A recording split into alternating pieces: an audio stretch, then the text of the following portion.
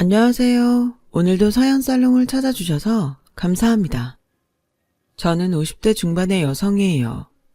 저희 집은 중학교 때 아빠가 교통사고를 당하면서 형편이 어려워졌어요. 뺑소니 사고를 당하신 아빠는 다리를 못 쓰게 되면서 한동안 집에만 계셨어요.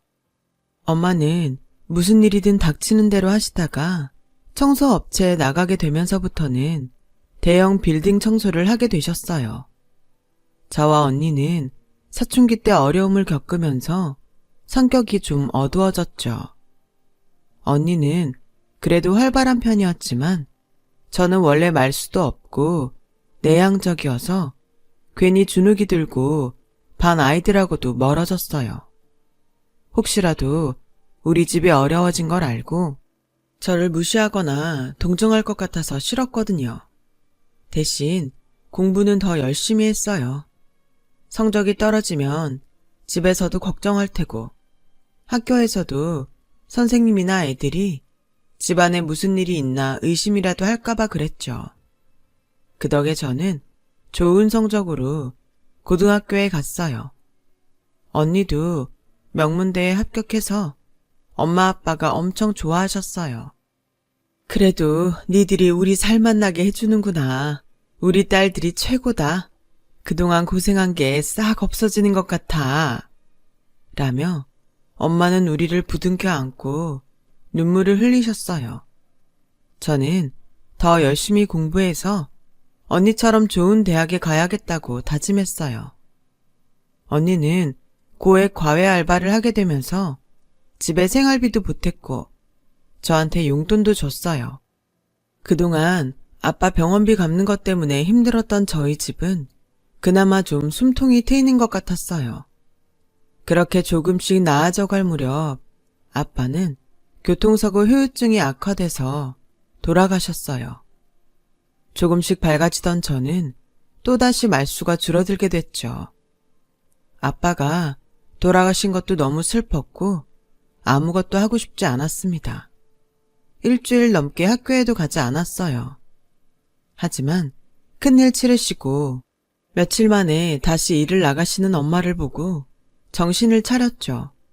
저보다 훨씬 더 힘들고 슬플 텐데도 저희를 위해서 일을 하시는 엄마를 보니 저도 계속 울고만 있을 수는 없었어요.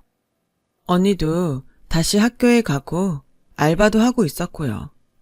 저는 학교에 가서 그동안 못한 진도를 따라잡기 위해 애썼어요. 언니는 바쁜 와중에도 제 공부가 뒤처졌을까봐 시간을 내서 저를 가르쳤어요. 그러고 보면 언니는 저처럼 나이 많은 형제도 없고 학원도 제대로 다니지 못했는데도 혼자 힘으로 다 했더라고요. 그거에 비하면 저는 복이 많다고 생각하고 열심히 배웠어요. 국영수는 한 번 진도를 놓치니까 잘하기가 쉽지 않았어요. 그 바람에 시험을 2번 정도 망쳤던 것 같아요. 하지만 기말고사부터는 다시 제 성적을 찾았고 공부도 혼자 할 수 있을 만큼 따라갈 수 있었어요. 저는 그때부터 성적이 떨어지지 않게 노력했고 2학년 때는 이과를 택했어요. 국어나 영어를 외우는 것보다는 문제를 푸는 게 더 쉬웠거든요. 남은 2년 동안 다시는 성적이 떨어지지 않도록 관리를 잘 했어요. 그 결과 저는 좋은 대학에 들어갔고 졸업 후에는 좋은 기업의 제약연구소에 들어갔어요. 최종 합격 통지를 받은 날은 엄마와 언니와 함께 잔치를 했죠. 언니는 이미 기자가 돼서 신문사에 다니고 있었어요. 엄마, 일 그만 나가도 돼. 언니도 나도 다 일하잖아. 이제 집에서 편히 쉬어. 그래 엄마, 주연이 말대로 해. 우리가 돈 벌게. 나 아직 건강해. 일할 수 있을 때 해야지. 왜 쉬어? 난 청소하는 거 이제 이력이 나서 하나도 안 힘들어. 이걸로 니네 다 키우고 가르쳤잖아. 그런 일을 왜 관둬? 다신 그런 말 하지 말어. 라며 계속 일을 나가셨어요. 저희는 엄마가 고생스러우실까봐 걱정한 건데 오히려 일을 해야 더 마음이 편하다고 하셔서 더는 말릴 수 없었어요. 저는 회사 생활이 힘들어서 그만두고 싶을 때마다 그런 엄마를 보며 한 번 더 참게 됐어요. 시간이 흐르면서 점점 일에 익숙해지고 회사에도 많이 적응을 하게 됐죠. 처음 같이 들어온 동료 중 절반이 관뒀고 몇 명은 이직을 했지만 저는 계속 남아 있었어요. 그러자 저에게 중요한 프로젝트에 참여할 기회가 왔고 신약 개발에도 함께 할 수 있었어요. 쉽지는 않았지만 보람도 있었고 일도 점점 재밌어졌어요. 어느 날 저는 선배가 초대받은 병원 의사 모임에 같이 가게 됐어요. 선배와 같이 가기로 한 직원이 일이 생겨서 제가 대신 간 건데 거기서 저는 의사를 소개받았어요. 정형외과 의사인 그 남자도 다른 사람 대타로 그 자리에 오게 된 거라고 하더라고요. 저와 남자는 처음 보는 건데도 말이 잘 통하고 취향이 맞아서 다음에 또 보기로 약속했어요. 그렇게 같이 영화도 보고 밥도 먹고 하다 보니 정이 들었고 자연스럽게 사귀는 사이가 됐어요. 1년 가까이 만나던 어느 날 남자가 먼저 결혼 얘기를 꺼냈어요. 난 주연이 너보다 더 좋은 사람 못 만날 것 같아. 우리 결혼하자. 내가 잘할게. 우리 식구들도 내가 좋다고 하면 반대할 사람 없어. 라는 말이 좋긴 했지만 저는 망설여졌어요. 남자는 말을 한 적이 없지만 선배가 저한테 남자네가 의사 집안이라고 했었거든요. 물론 우리 집이 부끄럽지 않았어요. 하지만 그건 제 생각이고 집안 식구가 의사들이면 다른 집을 어떻게 볼지 알 수 없었으니 불안했죠. 그리고 그땐 언니도 결혼을 하지 않았을 때라서 제가 먼저 결혼을 하는 것도 마음이 편하지 않았어요. 이런 얘기를 언니에게 했더니 언니는 너만 좋으면 결혼해. 난 괜찮아. 누구든 먼저 짝 만난 사람이 하면 되지. 순서가 따로 있어? 그런 거 신경 쓰지 마. 라며 화통하게 제 결혼을 찬성했어요. 저도 남자와 결혼하고 싶었기 때문에 자꾸 좋은 얘기만 들으려고 했어요. 남자도 자기 집안 사람들 직업이나 환경 안 따진다고 해서 그대로 믿고 싶었고요. 겁이 나긴 했지만 저는 좋은 말들만 믿고 결혼하기로 했어요. 남자 어머니는 클래식 음악을 전공하신 분이더라고요.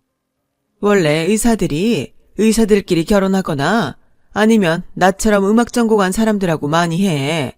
우리 재원이는 애가 좀 특이해서 아가씨 같은 사람 고른 거야. 아가씨가 복 받은 거야. 라면서 아들 자랑인지 집안 자랑인지 알 수 없는 말을 했어요. 그래도 부모님이 생각보다 점잖으신 것 같아서 안심했죠. 상견례 때는 언니도 자리에 나왔고 또 신문사 기자라고 하니까 전보다 더 예의를 갖추는 것 같더라고요. 의사 집안도 아니고 잘 사는 것도 아니지만 그래도 얕보지 못하는 것 같았어요. 그렇게 결혼까지 순조롭게 진행이 됐는데 문제는 결혼식장에서부터 생겼어요.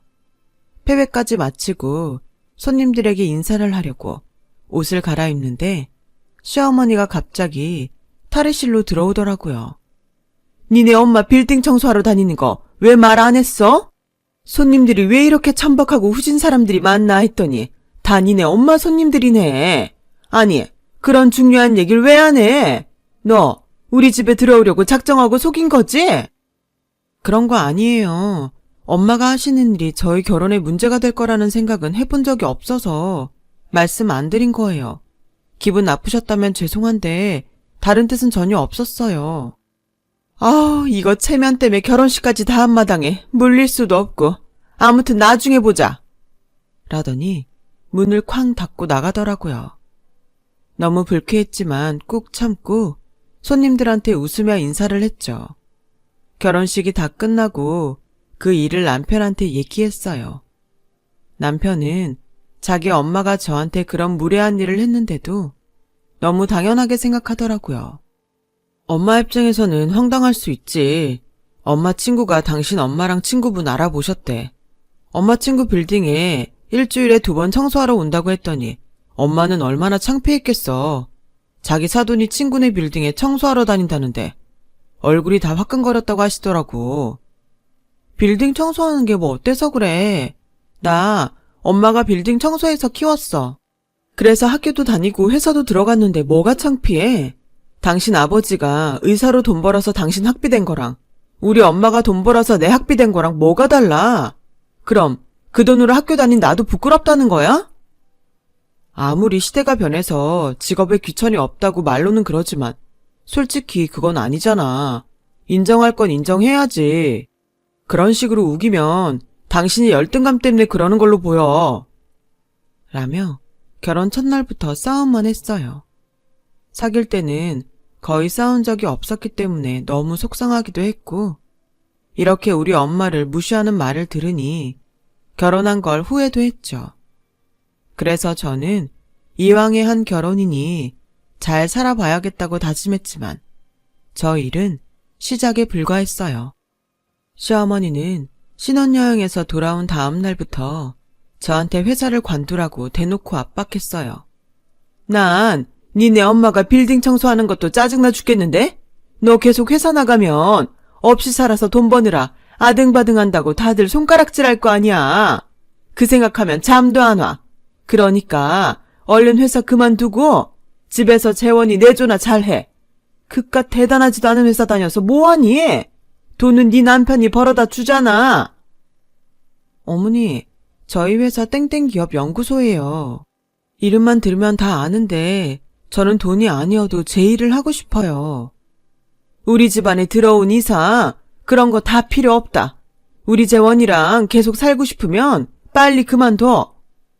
라며 저를 계속 쪼아댔어요. 그리고 엄마가 청소일을 하신다는 걸 안 다음부터는 한 번도 사돈이라고 부른 적이 없었어요. 항상 니네 엄마라며 무시하는 말투로 깎아내렸죠. 하지만 아무리 시어머니가 그렇게 말을 해도 저는 회사를 관두고 싶지 않았어요. 제가 꿋꿋하게 계속 회사를 다니자 시어머니가 남편한테도 뭐라고 했다고 하더라고요. 그 회사 꼭 다녀야 돼? 엄마가 저렇게까지 말씀하시는데 어른 얘기 한 번쯤은 들어줄 수도 있잖아. 진짜 뭐 그렇게 대단한 데라고 고집을 피우는 거야. 얘기를 들어줄 수 있는 게 따로 있지. 당신 보고 병원 그만두라고 하면 좋겠어? 나한테는 그런 거야. 남의 일을 대단하네 어쩌네 그런 식으로 말하지 마. 당신 보고 그렇게 말하면 기분 좋겠어? 나랑은 경우가 다르지. 난 의사잖아. 어떻게 일반 회사원이 의사하고 똑같은 대우를 받으려고 해?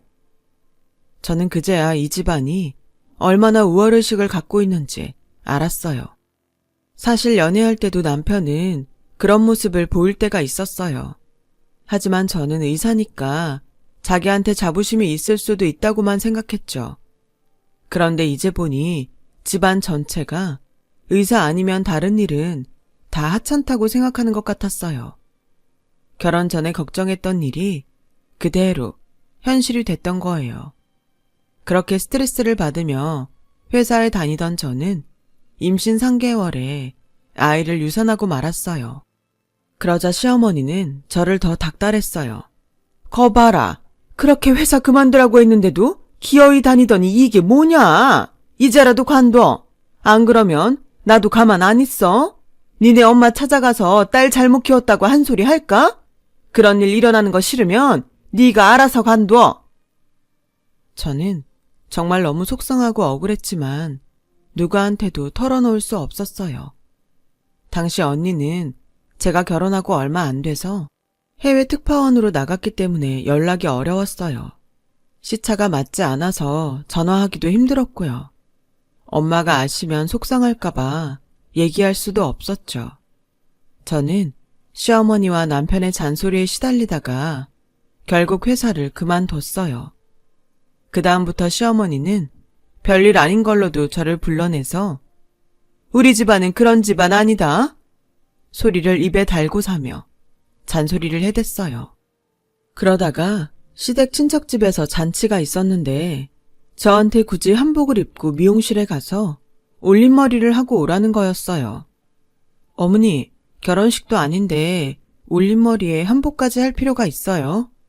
그냥 깔끔하게 차려입고 가면 어떨까요? 넌 내가 몇 번을 말해 알아들을 거니? 우리 집안 그렇게 근본 없는 집안 아니라고 했지?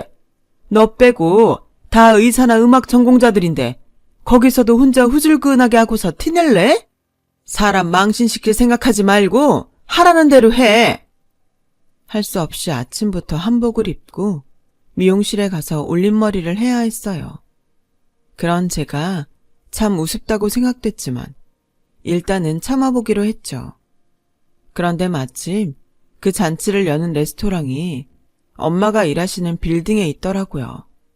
저는 엄마를 볼 수 있으려나 하고 찾았는데 마침 엄마가 레스토랑이 있는 그 층 계단을 청소하고 계셨어요. 저희가 좀 일찍 도착해서 문을 열기 전이었거든요. 저는 엄마한테 달려가서 안겼어요. 아유, 우리 딸 이쁘게 하고 왔네. 오늘 여기서 무슨 일 있어? 하시는데 잔치를 하는 친척분이 시어머니한테 우리 엄마 보고 누구냐고 묻더라고요. 그러자 시어머니는 모른다고 하시더니 저희한테 오셨어요. 하여간 너는 그렇게 눈치가 없니? 여기서 네 엄마 봤다고 하면 내가 뭐가 돼? 내가 청소부랑 사돈 맺었다는 걸 그렇게 알려야 되겠어? 진짜 창피해서 못 살겠네. 사부인도 이런 자리에서는 딸을 모른 척 해야죠. 얘 차림새 보면 딱 모르겠어요? 그렇게 의사사위 둔 걸 티내고 싶으세요? 정도껏 하세요. 저는 더 이상 참지 못하고 시어머니를 뒤로 밀며 엄마한테서 떼어냈어요. 당신이나 정도껏 하세요. 의사가 뭐 그렇게 대단해서 이런 식으로 사람을 모욕해요? 뭐? 의사 사위? 의사 남편? 웃기지 말라고 해요. 평생 자기 힘으로 돈 벌어본 적도 없는 주제에 누구 직업을 함부로 평가해? 당신 같은 집안에서 더 살라고 해도 안 살아. 저는 엄마 손목을 붙잡고 그 자리를 나와 친정으로 왔어요. 눈물이 나려는 걸 억지로 참고 있는데 엄마가 미안하다. 니네가 그만하라고 할 때 관둘걸. 괜히 지금까지 한다고 고집부려서 너만 힘들게 했구나. 그런 말이 어딨어. 난 엄마가 자랑스러워. 엄마 덕분에 회사에서 큰 프로젝트도 맡을 수 있었다고. 저 사람들이 이상한 거야. 내가 사람 보는 눈이 없어서 이상한 사람하고 결혼한 거지. 엄마 잘못한 거 하나도 없어. 라며 결국 눈물을 터뜨리고 말았어요. 시어머니는 제가 이혼하겠다고 하기도 전에 자기들이 먼저 이혼하라고 저한테 호통을 쳤어요. 우리가 이혼 당하는 집안이 될 것 같아? 똑똑히 알아도 네가 우리 집에서 쫓겨나는 거야. 라며 끝까지 자기네 체면만 생각했어요. 이혼 후 저는 이전 회사 동료가 세운 벤처기업에 가서 그 친구와 함께 약을 개발하는 일을 하게 됐어요. 외국의 회사와 계약을 맺고 하는 일이어서 연구비를 신경 쓰지 않아도 됐고 저는 일에만 몰두하며 다른 일들을 잊었어요. 그 결과 저희는 비마약성 진통제를 개발해서 좋은 성과를 거두게 됐어요.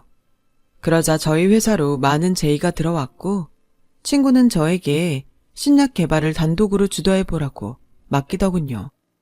저는 친구가 신뢰하는 것에 보답하는 마음으로 열심히 했고 그 약을 개발하는 데 성공했어요.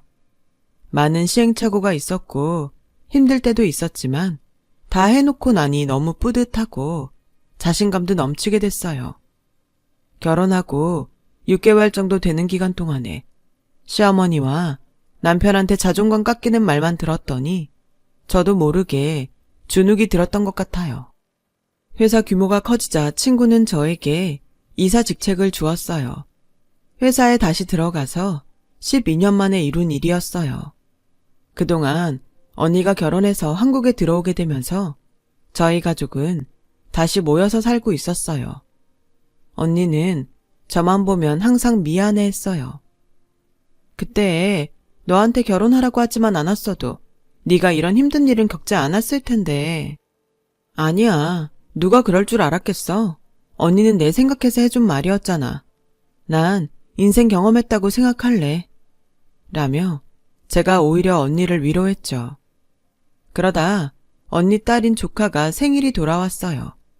그때 조카가 가벼운 교통사고를 당했다가 퇴원을 한 지 얼마 안 될 때라 퇴원도 기념할 겸 파티를 크게 열어주기로 했었거든요. 저희는 패밀리 레스토랑을 예약했고 저는 미리 가서 레스토랑에 양해를 구하고 케이크하고 과일을 세팅하기로 했어요. 주차장에 차를 주차하고 바쁘게 걸음을 옮기는데 식당 배달을 하는 사람이 저를 보지 못해서 부딪히고 말았어요. 그 사람이 들고 있던 쟁반에서 그릇이며 음식이 쏟아졌고 제 옷에도 국물이 튀었어요. 저는 놀라서 옆으로 비켰는데 오히려 그 사람은 인상을 쓰더라고요. 아니, 사람이 쟁반을 들고 지나가면 알아서 비켜야지. 이거 어떻게 할 거예요? 할머니, 저는 비키려고 했는데 앞을 안 보고 오다가 저랑 부딪힌 거잖아요.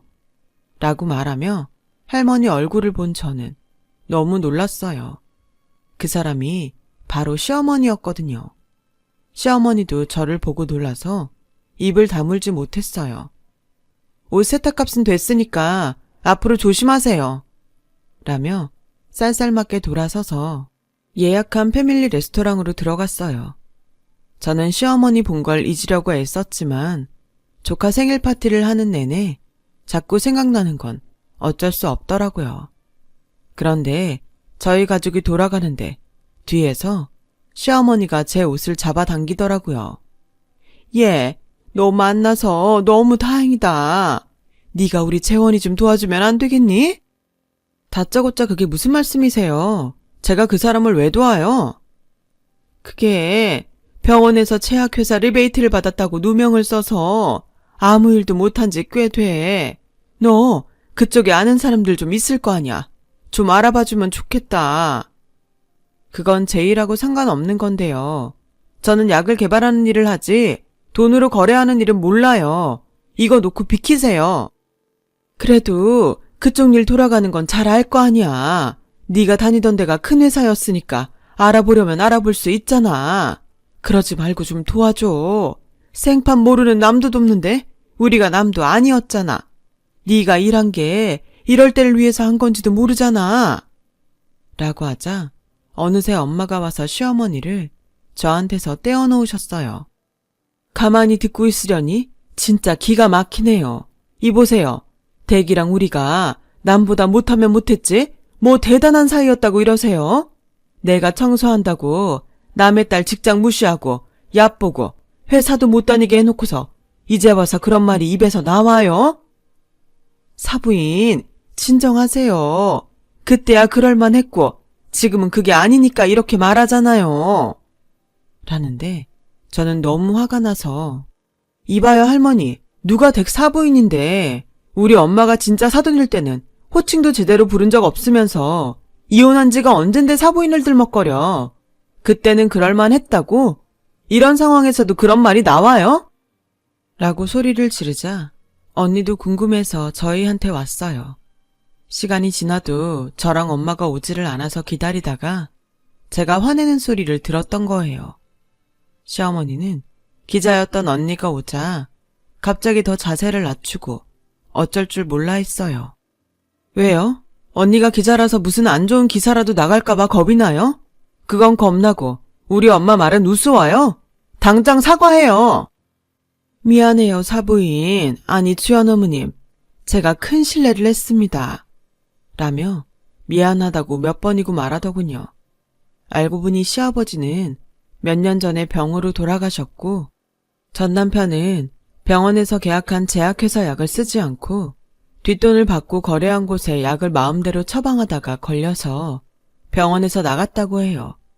시댁 친척들은 전 남편 일로 자기들이 피해를 볼까봐 다들 모른 척 한다더라고요. 결국 전 남편은 아무 데서도 일을 못하고 재혼한 아내가 이혼 소송을 해서 위자료로 남았던 돈도 거의 내주고 빈털터리가 됐다고 해요. 그리곤 어디 지방 모르는 곳에 가서 남들 모르게 병원 일을 한다고 들었어요. 시어머니는 그곳까지 가서 못 산다며 혼자 남았지만 친척들도 다 외면해서 결국 일을 하러 나온 거라더군요. 시어머니는 그 후에도 저한테 몇 번 연락을 했지만 저는 전화도 받지 않고 만나주지도 않았어요. 그리고 지금은 어떻게 살고 있는지 들리는 얘기가 없네요. 세상 일이 다 남한테 한 대로 자기한테 돌아오는 것 같아요. 그렇게 의사 집안이라고 뻐기면서 우리 엄마를 무시하고 얕보던 거 돌려받았다고 생각해요. 저는 한동안 결혼할 마음이 없어서 혼자 지내다가 얼마 전 재혼을 했어요. 서로 인생의 좋은 친구를 생각하며 지내기로 하고 같이 살게 됐답니다. 제 이야기 들어주신 분들 모두 감사드려요. 다들 좋은 일만 있었으면 좋겠어요.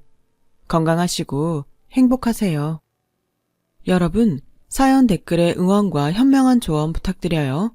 좋아요와 구독은 저에게 큰 힘이 됩니다. 오늘도 좋은 일 가득하세요.